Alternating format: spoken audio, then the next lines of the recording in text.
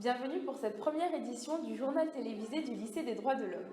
Je m'appelle Camille Tanous et ensemble, nous allons revenir sur les différentes activités et projets menés dans notre lycée lors de ce premier trimestre 2018. Tout de suite, voici le sommaire des titres développés dans ce journal. L'option théâtre du lycée. Nous sommes partis à la découverte de ces apprentis comédiens et nous avons interviewé l'une des deux animatrices de l'option, Madame Dinarc. Le centenaire de l'armistice du 11 novembre. Nous suivrons les élèves de la première S2 partis sur les traces des soldats guadeloupéens de la Première Guerre mondiale lors d'une exposition à la médiathèque de Bémao.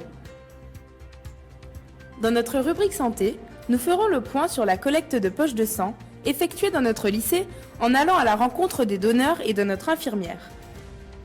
Dans notre rubrique culturelle, nous accompagnerons les élèves de l'option art plastique de Madame Donadini, partis explorer une exposition d'art contemporain dans les jardins de l'habitation Beau Soleil à Saint-Claude. Enfin, dans notre rubrique sportive, nous ferons connaissance des élèves qualifiés pour représenter notre lycée et la Guadeloupe au championnat de France d'athlétisme. Tout de suite, le premier reportage, nous allons nous intéresser à la vie d'un lycéen comédien en partant à la découverte de l'option théâtre. Le lycée propose l'option théâtre et les élèves y consacrent 3 heures de leur emploi du temps. Cette option, animée par Madame Dinarc et Madame Martin, peut faire l'objet d'une épreuve au baccalauréat si les élèves choisissent de la présenter en classe de terminale. On s'inscrit à cette option, on la suit pendant 3 ans, de la seconde à la terminale.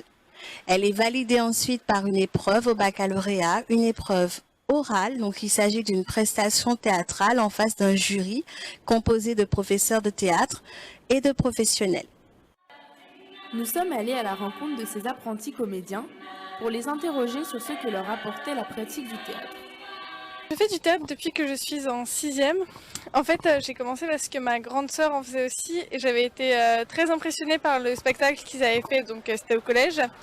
Et du coup, j'avais envie d'en faire aussi. Et après, quand je suis arrivée au lycée, j'ai voulu continuer encore.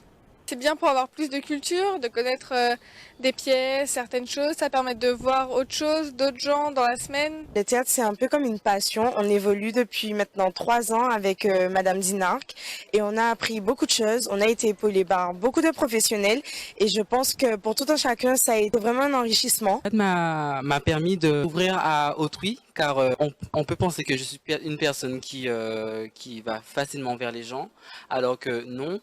Donc moi je dis que le théâtre c'est quelque chose de très bien et je conseille aux personnes qui sont timides de s'y intégrer.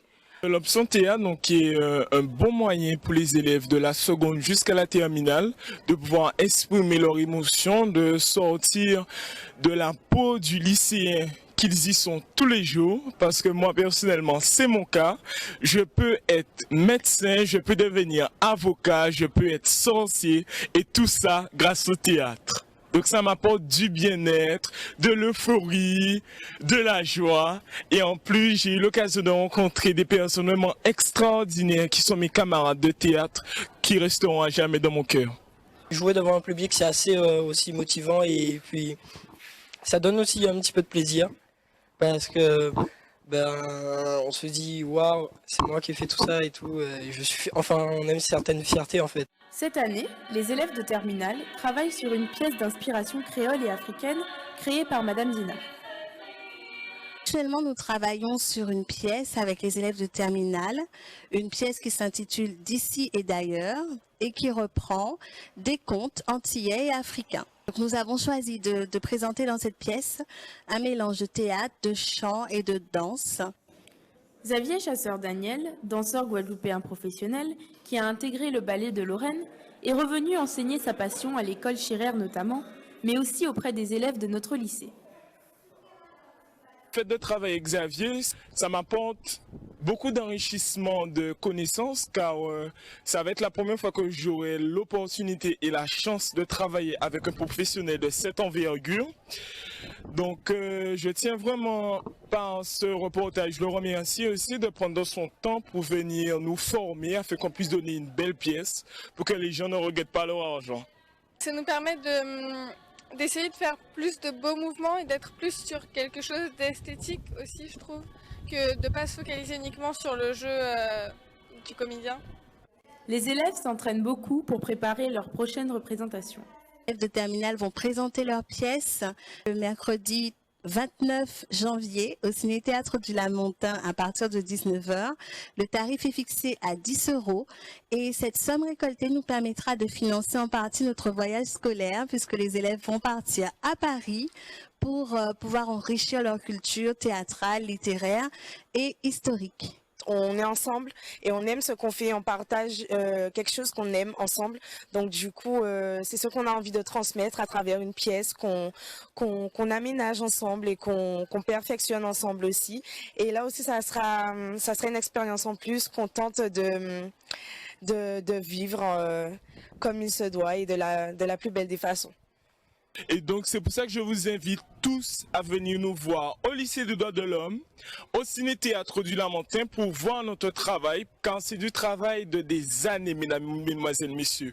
Depuis la seconde, nous travaillons ensemble pour à chaque fois, à chaque fin d'année, nous puissions vous donner un spectacle unique en son genre. Donc quand invite les autres à venir voir pièce là, ce piqué regretté, ça pas cher, pas équiper les autres, c'est un petit détente de cabine fait. Donc, rassure tes autres. On belle si bonsoir et à bientôt. Dans notre rubrique santé, nous allons évoquer la visite récente du camion de prélèvement de l'établissement français du sang dans notre lycée. À cette occasion, j'ai souhaité en savoir un peu plus sur le don du sang et son importance dans la région Guadeloupe. Le 27 novembre, le camion de l'établissement français du sang est venu, comme chaque année, s'installer au sein du lycée pour effectuer une collecte de poche. À cette occasion, nous sommes allés à la rencontre des donneurs et du personnel médical. Qui peut donner son sang? Alors, qui peut donner son sang? Tout le monde entre 18 et 70 ans. Et à quelle fréquence? Pour les femmes, 4 fois par an maximum, et pour les hommes, 6 fois. D'accord. Et pourquoi cela est-il important de donner son sang? Ça sauve des vies. Ça sauve des vies, voilà, il en manque en Guadeloupe, donc il en faut tous les jours. D'accord, merci beaucoup. Pourquoi est-ce important pour vous de donner votre sang et qu'est-ce qui vous a motivé à le faire en fait? C'est parce qu'il y a énormément de besoins et puis je crois que le sang c'est la vie, donc tant qu'on peut le faire, c'est bien de le faire. D'accord. Et quel message j'aimerais-vous apporter aux personnes qui ont peur en fait de faire cela, et est-ce que vous auriez un message à leur apporter? Ceux qui hésitent, il faut venir, c'est pas douloureux, la piqûre d'un moustique est plus dangereuse. Et puis on fait un bon geste, donc c'est pas, il y a pas d'appréhension à avoir. Faut faire un premier et puis voilà, après ça va. D'accord, merci beaucoup. Notre infirmière, Madame Claudine Rosine, avait préparé en amont la collecte en organisant une campagne de sensibilisation en collaboration avec les étudiants en concours infirmier du lycée. Je suis très contente qu'on vienne vers nous aujourd'hui pour cette opération don du sang, qui me semble une opération importante au niveau du lycée, opération citoyenne et solidaire. Je tiens quand même à dire que ce lycée est sollicité chaque année parce que nous sommes un lycée qui répond vraiment à cette opération importante. Il y a eu un challenge qui a été fait il y a quelques années de cela, qui avait été monté par l'établissement français du sang et qu'on avait été quand même premier lycée en matière de don de poche. La Guadeloupe devient moins autonome au niveau du don du sang. Il faut savoir qu'il faut 50 poches par jour pour qu'on reste autonome. Quand on n'est pas autonome, ici, ça signifie qu'on est obligé d'acheter du sang en métropole. Et il faut savoir aussi que ce qui est important, c'est que nous sommes un département qui aussi aide la Guyane, pour laquelle il n'existe pas d'établissement français du sang. Ça me semble important, ce don du sang, parce que nous sommes un département, on va dire, avec des spécificités. Le don du sang, c'est pas seulement lors d'accidents avec blessés graves, avec des gros risques hémorragiques. On sait quand même qu'on est un département très accidentogène, mais il y a aussi des maladies spécifiques telles que la drépanocytose. Et la drépanocytose, une transfusion, ça fait partie du traitement. Il y a des enfants pour lesquels on est même obligé de changer le sang. Donc vous imaginez bien que on a des besoins importants. Ce qui me semblait important aussi à dire, c'est que cette sensibilisation elle est faite par l'EFS au niveau d'une classe d'étudiants et que je tiens à ce que ce soit eux qui fassent la démarche auprès de leurs camarades, parce que pour moi, le devenir citoyen, c'est aussi ça, prendre ses responsabilités, savoir passer un message aux autres. Et je pense que de pair à pair, c'est des choses qui se passent mieux. Donc l'écoute est autre. Alors pour ça, je vais passer le micro à cette étudiante qui est à côté de moi et qui va vous dire un peu comment ça s'est déroulé, puisqu'elle en a pensé et comment elle a pu motiver les troupes pour qu'aujourd'hui nous ayons déjà presque 42 poches, alors qu'à 50 poches on reste autonome pour la Guadeloupe, si chaque jour on donne 50 poches. Je suis une élève de PCI 2, donc prépa au concours d'infirmière, et c'est notre classe qui a dû sensibiliser nos autres camarades du lycée Droits de l'Homme. Donc cette sensibilisation s'est faite en 3 étapes. Donc en premier lieu, on a eu l'intervenant de l'EFS qui était un bénévole, lui-même eu un accident à domicile, donc une brûlure, et a dû bénéficier du don du sang. Donc par la suite, notre classe, la PCI 2, a été sensibiliser les élèves dans les classes, donc ceux qui sont principalement majeurs. Donc on ne sommes pas dans les classes de terminale, de BTS, de licence, où nous avons informé qui pouvait le passer, pourquoi, comment va se dérouler la journée, donc les questionnaires, le passage au niveau du médecin, et si vous êtes compatible, vous allez donner votre sang. Et la 3e étape a été aujourd'hui, où les élèves de PCI 1 ont dû accueillir les élèves qui étaient d'accord, majeurs, et qui ont toutes les normes au niveau du camion pour les informer, pour les rassurer, pour leur donner de la motivation. Donc à tous ceux qui ont peur de donner leur sang, qui ont peur de la piqûre, qui appréhendent, je dirais qu'au jour d'aujourd'hui, il y a beaucoup d'accidents, il y a beaucoup de violences, que ce soit à domicile, que ce soit sur les routes, il y a beaucoup de malades, il y a beaucoup de pathologies causées par la pollution ou autre. Il y a beaucoup d'enfants qui en ont besoin. Donc, je dirais que si c'était vous aujourd'hui, vous aurez aimé que quelqu'un vienne et donne son sang, qu'il soit bon, que vous puissiez vivre, vous puissiez encore respirer. Même si vous n'avez pas peur ou vous ne vous sentez pas capable de le faire, dites-vous qu'au moins vous aurez une analyse, que si vous avez une pathologie, vous serez au courant, c'est gratuit. Donc, tant qu'à faire, faites-le, quoi. Le 14 novembre dernier, les élèves de première S2 ont à leur manière participé aux commémorations de l'armistice de la Première Guerre mondiale. Ils ont effectué une sortie scolaire qui leur a permis de mieux découvrir le quotidien des poilus guadeloupéens. Reportage effectué à la médiathèque de Bémao.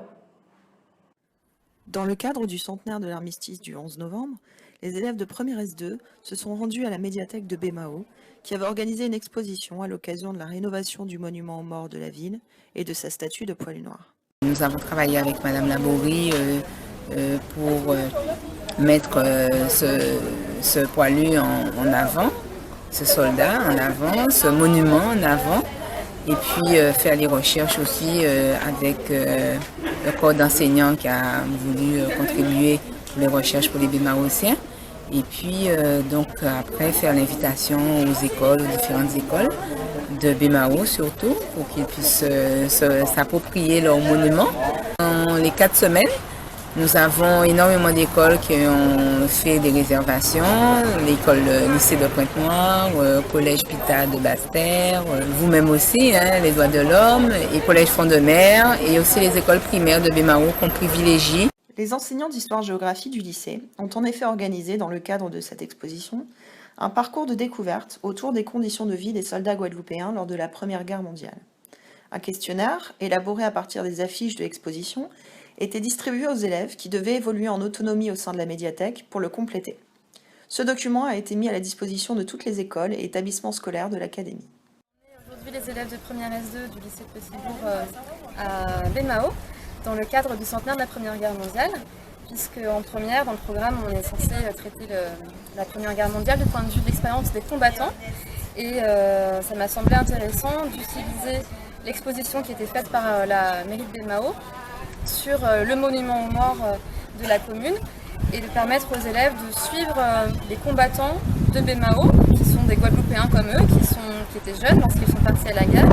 Et à travers cette activité sur les traces des soldats de Bémao, voir quels étaient les enjeux de ce conflit de la Première Guerre mondiale, quelles ont été les difficultés des soldats. Partir de Guadeloupe pour aller en Martinique et ensuite aller en bateau jusque sur le continent européen, voir les conditions des combats tant sur le front occidental, avec des batailles comme celle de Verdun ou de la Somme, dans lesquelles ils sont confrontés parfois au froid ou aux chaleurs extrêmes, à la violence des combats dans les tranchées, aux nouvelles armes. Et puis beaucoup de soldats qui sont partis sur le front oriental, et ça c'est ce ce qui est original pour les soldats de Guadeloupe et des Antilles en général, c'est que beaucoup sont partis faire les combats contre l'Empire ottoman, dans l'actuelle Turquie, avec des conditions de combat qui sont totalement différentes. C'est intéressant de pouvoir approcher la diversité en fait de l'expérience combattante des soldats de la Première Guerre mondiale à travers ceux de BMAO. Les élèves ont apprécié ce parcours de découverte qui donnait une vision plus locale du conflit. Cette exposition était vraiment intéressante. On a appris plusieurs choses sur les soldats guadeloupéens. On en parle pas souvent en fait quand on parle de la Première Guerre mondiale. On parle souvent des soldats français, mais rarement des soldats, on va dire, locaux. C'est pourquoi nous vous invitons à venir à votre tour découvrir ce monument chargé d'histoire. Pour notre rubrique culturelle, nous avons accompagné les élèves de l'option Arts Plastiques de Madame Donadini en sortie scolaire à l'habitation Beau Soleil à Saint-Claude. Ce fut l'occasion d'une rencontre exceptionnelle avec le célèbre peintre et sculpteur guadeloupéen Michel Rovelas. Reportage caméra signé Madame Donadini et interview menée par Iman René Corail. Lors de l'exposition d'art à Saint-Claude, notre reporter Iman René Corail a eu la chance d'interviewer M. Michel Rovelas, peintre et sculpteur guadeloupéen, qui était l'invité d'honneur de cette journée. Alors, la question c'est quel rapport il existe entre l'art et la société dans laquelle on vit. Voilà. Donc, regarder, c'est un rapport fondamental avec l'art, parce que quand tu regardes, si je te dis de me regarder ce qui est là, et de me dire ce qu'il y a là, tu devras me faire une description. Et la description va tenir compte de volume, c'est-à-dire des maisons, elle va tenir compte de couleurs, va tenir compte des lignes de la maison, parce qu'il il y a bien un dessin que ça représente, et ainsi de suite. Et puis, tu vas voir les arbres, comme les premiers hommes ont fait. Ils ont regardé, ils étaient curieux. Donc il faut de la curiosité intellectuelle. Et maintenant, avec toutes ces informations que tu recueilles, que tu apprends à l'école, avec toute une méthodologie pour récupérer ces informations et t'en servir après, tu as une sorte de bibliothèque, tu as une sorte de réserve de connaissances sur le monde dans lequel tu es, sur le monde qui pense à travers les livres que tu lis et les voyages que tu fais. Voilà. Et alors toi, il y a quelque chose d'indicible, de mystérieux, qui n'a jamais encore été clarifié par la science. Il y a quelque chose en toi qui te pousse à dire « j'ai envie de dessiner ». Donc, selon vous, quelle a été l'influence de l'art sur la culture guadeloupéenne? Puisque si l'art est influencé par son environnement, il l'influence également.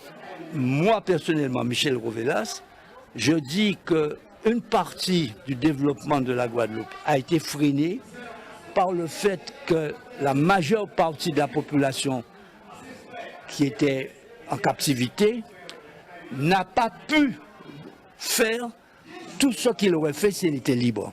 Voilà. C'est pourquoi il y a certains auteurs qui parlent d'une certaine pauvreté de l'activité créatrice des gens de la Guadeloupe. Ce n'est pas parce qu'ils étaient plus couillons que les autres, mais c'est parce qu'on ne leur permettait pas de le faire. Parce qu'on avait peur qu'ils apprennent trop de choses, qu'ils soient trop intelligents, trop producteurs, et que finalement ils décident de faire leurs affaires eux-mêmes et qu'ils remettent les autres à la mer. Le rapport à l'art en Guadeloupe, c'est un rapport volontariste. C'est-à-dire, si vous voulez faire de l'art en Guadeloupe dans les conditions actuelles, il vous faut avoir un atelier. Tu vois, tu as besoin d'espace, tu as besoin de regarder, et tu ne peux pas regarder trop près. Je te vois bien, mais si je me rapproche trop près de toi, je ne peux pas te voir encore, ça fait trop près. Donc, si tu es trop loin non plus. Donc, il faut un atelier, un espace, il n'y en a pas. Ça est très très compliqué en Guadeloupe parce que nous n'avons pas d'encadrement artistique suffisamment construit. Nous n'avons pas de musée qui puisse mettre en évidence aux yeux de tous ce qui se fait dans le domaine de l'art, à la fois en Guadeloupe, dans la Caraïbe et dans le monde. Tu apprends beaucoup lorsque tu visites les endroits où il y a le travail de d'autres personnes que toi. En Guadeloupe, nous avons besoin de ça. Et c'est ça qu'il faut faire. Il faut qu'il y ait ça. Il faut qu'il y ait donc un musée au moins, un musée d'art contemporain. Nous avons besoin de galeries d'art aussi. Donc, si vous êtes dans votre propre pays et que vous ne pouvez pas faire ce que vous faites ailleurs pour connaître les autres, comment vous faites pour vous connaître vous-même? La peinture, l'art, c'est une façon de s'appréhender soi-même, de se connaître, de se comprendre et de comprendre les autres autour de vous. Ça éclaire l'esprit et il n'y a pas grand-chose de plus à dire. Si vous souhaitez accéder à cette interview dans son intégralité, n'hésitez pas à aller consulter le blog de Madame Donadini, dont l'adresse s'affiche à l'écran. Nous le mettrons également dans le descriptif. Pour finir, consacrons notre rubrique sportive à la découverte de jeunes talents de notre lycée qui se sont qualifiés pour participer au championnat de France d'athlétisme. Ils représenteront les couleurs de notre lycée et de la Guadeloupe à Lille en janvier 2019. Déjà, moi, je fais de l'athlétisme, ça fait déjà 4 ans. Et je m'appelle Randy, bien sûr. Et voilà quoi, ma pratique en athlétisme, je fais du 100 mètres et des 50 et voilà. Je m'appelle Taïna et je pratique depuis 3 ans. Je fais du 100 mètres et du relais. Donc moi, c'est Login, ça fait 5 ans que je fais de l'athlétisme. Je fais plus des concours, donc du saut, du lancer, parfois de la course, mais c'est occasionnel. Bonjour, moi c'est Laurine. Je pratique de l'athlétisme depuis 3 ans et demi. Et lors des compétitions, il y a toujours un petit peu de stress, mais après, ça va. Hein. Bonjour, moi c'est Lorelai. Ça fait 9 ans que je fais de l'athlé. Je pratique du 100 mètres et de la longueur. Et la compétition a été un petit peu difficile vu que c'était la reprise après 1 an de blessure. La compétition a été facile pour moi, puisque déjà, j'ai fait partie des meilleurs. Il faut dire, j'ai déjà été champion en 50 déjà, donc ça ne me fait pas peur en fait. Par rapport à nos catégories, donc les 4 sont cadets, moi je suis junior, donc pour ma part, on était 2 juniors. Donc ça a été, je ne dirais pas que ça a été facile, mais enfin, voyez, il n'y avait pas beaucoup de concurrence pour gagner et tout. Pour eux, c'était un peu plus compliqué parce que dans les lycées maintenant, les secondes surtout s'inscrivent plus souvent en athlétisme. Donc il y a eu beaucoup plus d'adversaires. Là, comme elles ont déjà été championnes, donc ça a été plutôt facile pour elles de gagner. Pour Laura, elle a vu que c'était sa reprise, mais comme elle l'a dit, elle a fait 9 ans d'athlétisme, donc ça reste toujours... On dirait pas que c'est une routine de gagner, mais vous voyez, c'est une habitude. Donc la compétition en soi, elle n'a pas été compliquée parce qu'on a cette habitude, on est rodé, on dira, des compétitions. Moi et Randy, on a été champion de France en février et juin. En février, c'était par équipe aux 50 mètres. Et en juin, c'était en relais. Moi, j'ai été vice-championne et lui, championne de France. La majorité de nous préparons l'offre sur EPS où on s'entraîne 3 à 4 fois par semaine dans nos clubs. Moi, franchement, je serais bien contente de représenter le lycée puisque depuis seconde, je fais de l'athlétisme. J'ai déjà gagné des compétitions pour le lycée. J'ai déjà représenté le lycée en Martinique. Donc, si partir en France, ce serait une chance, une opportunité. Même s'il y a le bac à la fin de l'année, c'est pas grave. Ce serait vraiment, on dirait, ce serait bien. Pour préparer le championnat de France qui aura lieu en janvier 2019 à Lille, les élèves poursuivent leur entraînement dans leurs clubs respectifs, mais aussi lors des séances du NSS du mardi après-midi qui ont lieu au stade municipal de Petit-Bourg.